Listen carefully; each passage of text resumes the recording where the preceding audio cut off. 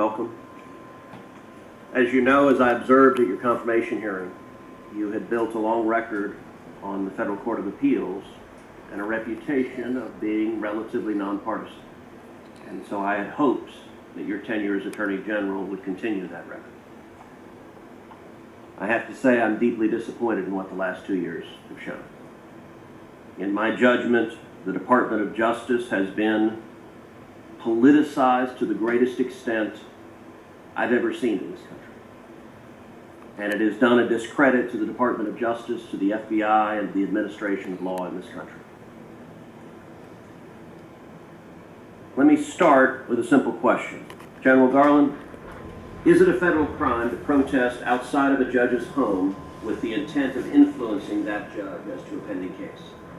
The answer to that is yes, but I also want to at least respond to your characterization of the department, which I vigorously disagree with. I believe the men and women of the department pursue their work every single day in a nonpartisan and appropriate General way. Garland, there are thousands of men and women who do that, and I'll tell you, I hear from prosecutors at the Department of Justice, I hear from agents at the FBI who are angry that it is treated as the enforcement arm for the DNC instead of upholding the law in a fair and even-handed manner. So you are right, there are thousands of men and women that are doing the job, but it is the political leadership that you're responsible for. So you just said, yes, it's a crime to protest at the home of a judge. Same goes for jurors, by the way, with the intent of influencing a case.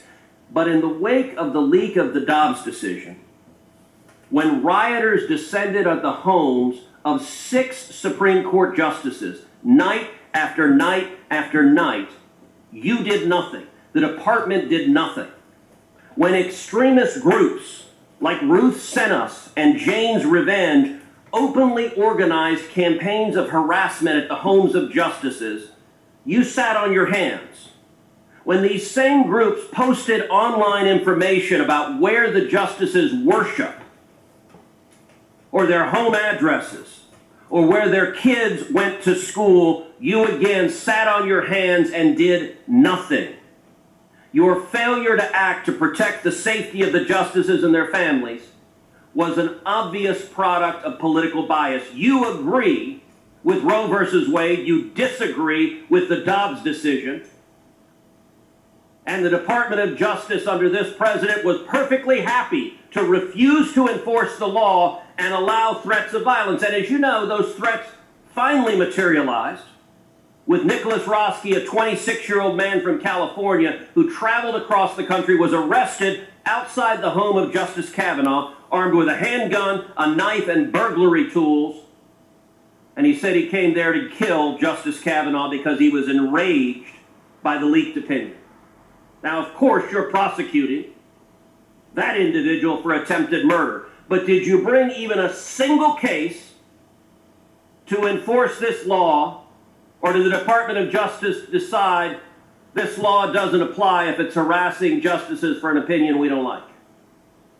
When the Dobbs draft was leaked, I did something no Attorney General in the history of the department had ever done before. For the first time in history, I ordered United States Marshals 24/7 to defend every residence of every justice. Well, Garland, as a judge, you're familiar with asking counsel to answer a question. I am answering. Has the Department of Justice enforced this statute? Have you brought a single case against any of these protesters threatening the justices under 18 U.S.C. Section 1507? Have you brought even one? Senator, you asked me whether I sat on my hands, and quite the opposite. I sent 70 United States Marshals. Let me try again. To defend, Has the Department of Justice brought even a single case under this statute? It's a yes, no question. It's not a give a speech on the other things you did.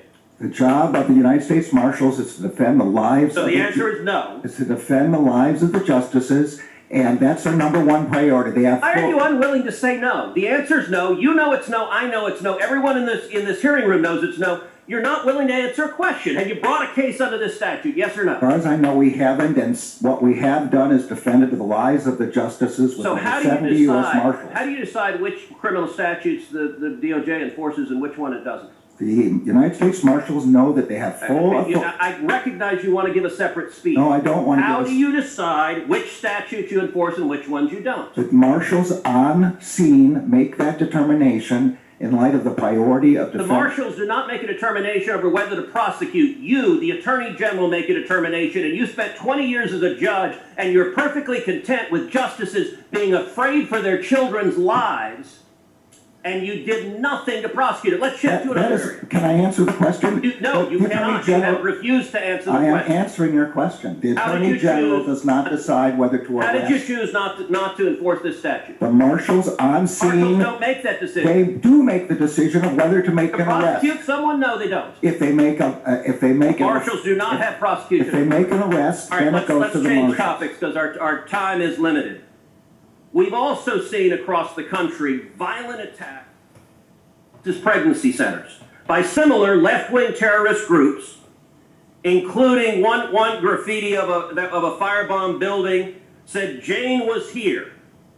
There have been attacks all over the country. And yet, the Department of Justice has not brought these violent criminals to justice.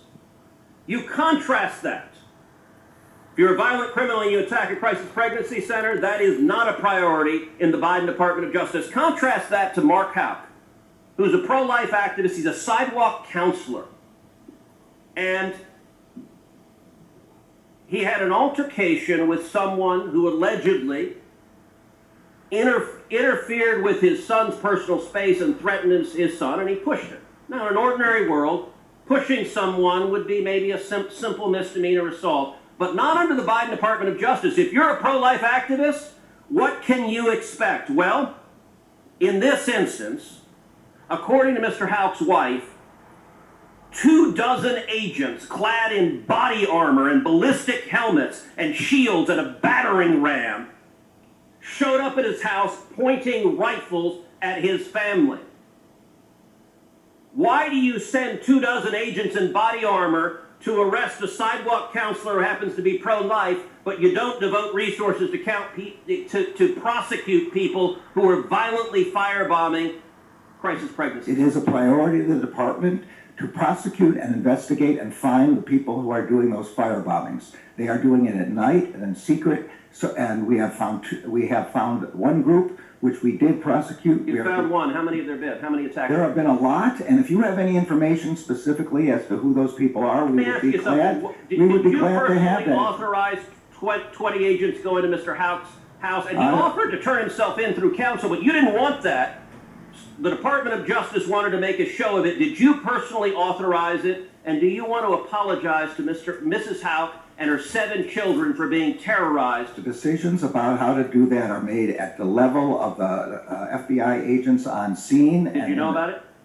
I did not know about it until the way you're describing it, and my understanding is the FBI disagrees with that description. Was it a mistake? Senator's time has expired. I'm going to allow the witness to respond to any of the questions that were asked. Was it a mistake? I'm going to chair the committee, Senator. I'm sorry you're not. You said you'd allow him to respond. I repeated the question I asked, which is, was it a mistake to send 20 agents to arrest him at the crack of dawn? You had your time and You more just than said any- you're going to allow him to respond. You just said, I'm going to allow him to respond to the question, so I repeated the question. Was it a mistake? You That ask was the pending questions you want to question. ask. I'll ask the questions I want. That's the question I had already asked. Well, You just said you'd let him respond. I'm going to let him respond right Good. now. Please don't interrupt him. Thank you. The decisions of